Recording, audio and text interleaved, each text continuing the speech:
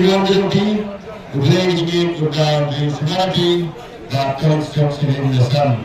I believe Martin, Dr. Jessica, Activity, Garo Isumana Duty, Kita Captain, the one of the Jaka, still try to play a national fancy, divide in Japan, President Tennessee, divide in the Maran Political Meeting, Mother Storm, the press media, that Garo, President, in your silver today, but one of them to try to do Hangu, Sabbath, and they have to get to look at the president that told him to get in down the president.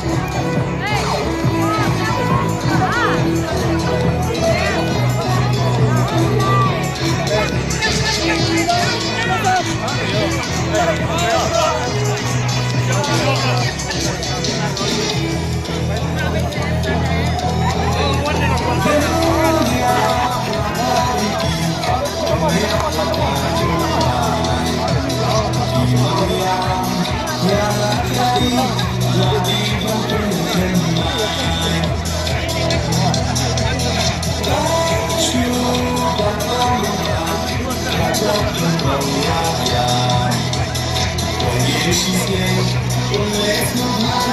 You play hot,